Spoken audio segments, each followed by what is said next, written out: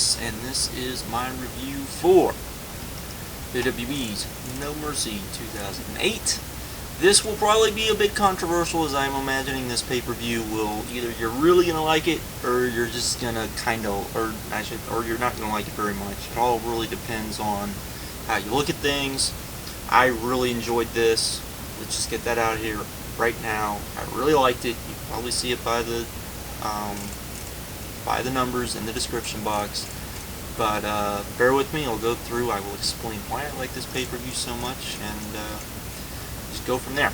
Okay. Started the night out with Matt Hardy versus Mark Henry for the ECW title.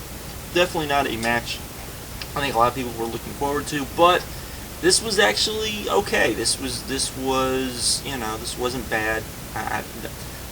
Wasn't a great opener, I will admit that, but it was definitely better than I think a lot of people expected.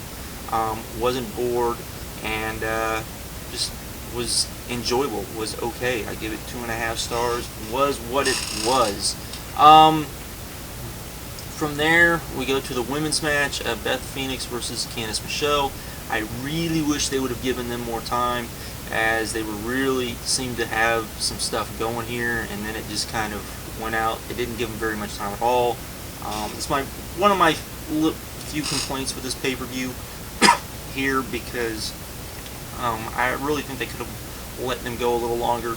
I really wish they would give the women more time off, especially on pay-per-view. I wish they would put the women on that they have confidence can go, 10 minutes, and let them go 10 minutes, and just so that they can start kind of maybe getting the fans into the women's matches a little bit more, educating them maybe a bit more about the women's matches. But who knows what they're thinking. So we'll go there. 1.5. Next we had Kane versus Mysterio. This was actually going on along pretty well. Lots of good stuff. I was hoping this would be the end of the feud, since they did throw in the Rey will lose his mask if he loses. Still not sure why they added this in, but we're not. This ended in a very bad DQ, and 2 stars was just okay. I really wish they would have ended this feud. This feud isn't going anywhere. I'm not sure why they're continuing to go here with this. This is this feud just doesn't make a lot of sense, and this has been badly booked from day one. Now we're going to come to the controversial part of this pay-per-view, because this is a part of the pay-per-view either this is going to kill it, or people are really going to get into this pay-per-view because of this.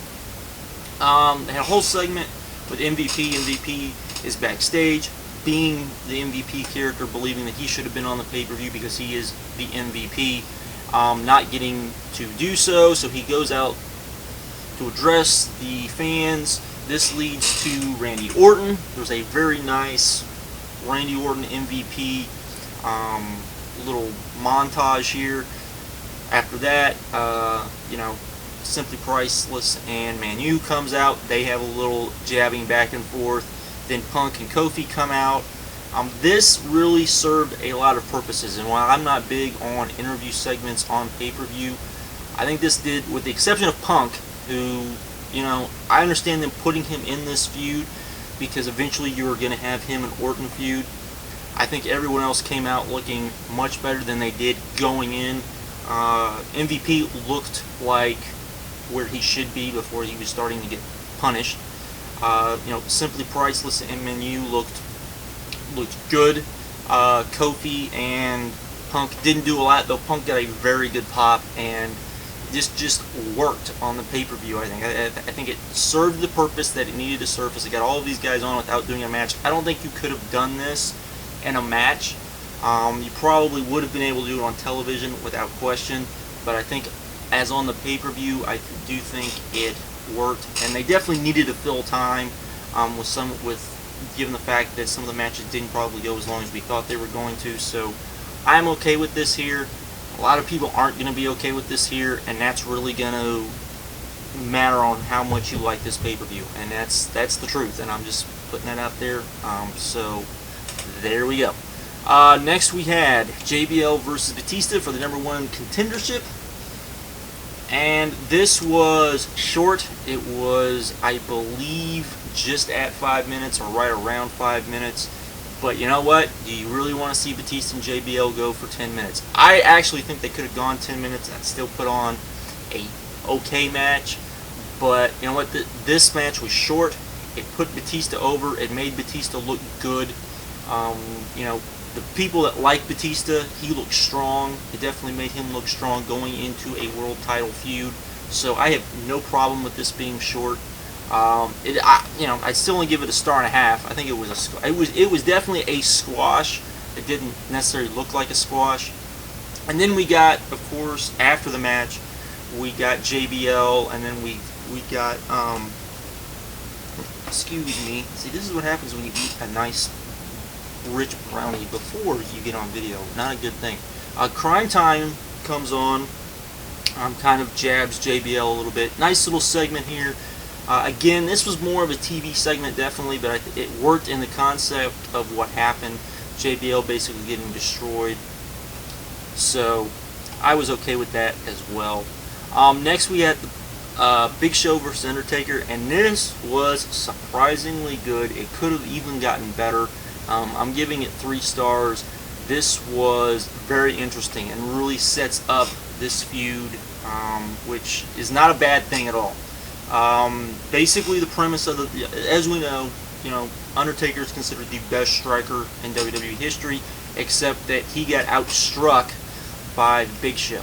I didn't agree with the way that they kind of finished the match. I think that they should have finished it much differently. How they finished the match was Taker basically got knocked out. And so the ref stopped the match, gave the match to Big Show via referee stoppage, which, you know, it kind of would depend on how you looked at it, but I definitely think it works in the context of this. It makes, you know, however, the way they did it was Undertaker was kind of face down, and Big Show hit him in the back of the head after he'd been pummeling on him. Would have been much better if he just would have hit him, you know, in the face and then knocked him out. I think it would have worked a lot better. I think it would have made more sense to the fans. I think it just would have came over better. But overall, I thought this was really good. I thought it worked really well. When you're dealing with the MMA stuff, I am much happier when they do kind of a striking stoppage, because that's what people want to see in MMA, more so than, you know, the submission stuff. So I like this a lot.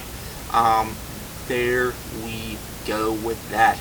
Next we get into the greatness, and one thing I will always love about a pay-per-view is if it ends strong as hell, and that's what this pay-per-view did. We got Triple H versus Matt Hardy for the WWE title.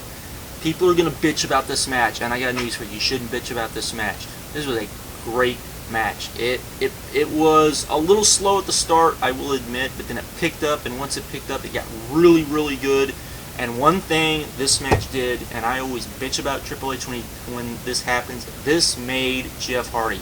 Jeff Hardy looked probably even better coming out of this match than he went in, even though he lost the match. The reason was because he looked like he belonged in the ring with Triple H. He dominated a good portion of this match, including hitting all of his finishers, pretty much making the fans believe he was going to win this match more than he probably ever had. This was much, much better than their first match at the end of last year, without question, in my opinion, as it wasn't kind of the, well, what's going on type of thing with what, you know, you were kind of seeing with, you know, their first match was very, I don't know, you know, it was like everybody knew Jeff was going to win, but, you know, it was sort of like, well, let's see, you know, but it was sort of like you didn't believe that he was really better than Triple H, and this was completely opposite, and the fans bought into the ending as well, which was Triple H winning with a backslide after he had been gotten a twist of fate and 2 swantons, or a swanton after a swanton miss. So this was very good. This wasn't, you know, Triple H taking Jeff's finishers and then Triple H getting up and pedigreeing him, which would have been totally, totally worse. And a lot of people are going to bitch. They're going to say, you know, Triple H didn't lose the title. Hey, I'm going to be the first person to tell you he should not have lost the title. This is one of those things where when you're a smart fan, it doesn't work quite as well, because most of us know the stuff with Jeff Hardy and the baggage that comes with Jeff Hardy. Knowing the baggage that comes with Jeff Hardy, you have to realize why he can't hold the title. Okay, however, he looks like he should hold the title, and he came out here looking much better than he did. He looks like Triple H's equal, which is what you want, but he is not a guy who can, carry the title for that reason. However, the fans that were there bought this ending, and if the fans at the arena bought the ending, then that's fine. This isn't like when Jeff took on Randy Orton and the fans just died because they knew he wasn't going to win the title. This wasn't like that. People believed it, and even afterwards they were like, hey, that's cool, he didn't win, but damn, that was a really good match. So, that all said, 4 stars, this was great stuff. My hat goes off to both guys. This was really good, and I really enjoyed it. And my hat goes off to Triple H because he did make Jeff look really good, in my opinion. So, there we go. Next we had the ladder match, Chris Jericho versus Shawn Michaels, and this was excellent. A definite match of the year contender, in my opinion. This was cool. And the reason was because, whenever you get into a ladder match, it's always very, what innovative spot we're going to see. You didn't see really innovative spots, though you saw a bit of innovation, because there were spots, don't get me wrong, there were high spots in this, but there was nothing revolutionary. It was a lot more of, how can we use the ladder in a match in which we both hate each other to hurt each other without doing crazy, wild high spots? And that's basically what we got. There was lots of just. This was more of, let's use the ladder as a weapon, and it worked very, very well. There was selling, there was psychology in this match. There was all of those things that you don't normally see in a ladder match, and usually you just let go because it's a ladder match. But this was very good, in my opinion, and excellent stuff. And it was just really good. Chris Jericho ended the match, and this was kind of weird because Chris Jericho ended the match kind of bloody, hard way, of course, and looking very Chris Benoit-ish, to be honest. He lost a tooth in the match, but this was just great stuff. Some people, I'll imagine, will probably be upset because Shawn didn't win. But to be honest, what's Shawn going to do with the title? Shawn's probably going to be gone for a while anyways because he is legit beat up. And Jericho versus Batista will be a very good feud. But this was really good. Had some pretty crazy spots. A couple of falls out to the floor. Looked like it was supposed to be a crossbody through a table, but it didn't come off looking very well, so it came off looking more like a belly-to-back suplex through a table, which hurt both guys. Kind of strange. Lots of stuff with Shawn Michaels on the turnbuckle and them using the ladder. It was very good. It was different enough from what we usually see in a ladder match to go, wow, this was really good stuff. 4.5 stars. Excellent stuff. Overall, people are going to complain because there were no title switches and lots of other stuff, but I really like this. I would recommend actually people either picking up the DVD or even buying the replay of this. I definitely think the last 2 matches are worth the price of admission and are definitely something people can see. And the undercard, isn't great, but it's there, and it's nothing to even pull your hair about. Even the bad matches on here are only bad because they're not given enough time. Is basically, they're not really bad. They're not like you don't want to watch them. So you have all of that going. So definitely, like I said, I would give this an 8.0 flat. A little better than No Way Out in my opinion. So there you go with that. Definitely, I would say I think this is the second best pay-per-view for the WWE this year. Yeah, the second best pay-per-view WWE's done this year in my opinion. Really good stuff. Definitely recommend everybody checking out, particularly the last 2 matches. The last 2 matches you definitely should check out. Definitely the main event. The ladder matches must-see stuff. Not so much the WWE title match, but still, it's very good, and I would definitely recommend checking it out. And those 2 matches within themselves are worth watching this pay-per-view and purchasing this pay-per-view. I will say that, purchasing this pay-per-view, or on DVD when it comes out on DVD, because I'm very biased towards shows that end really strong.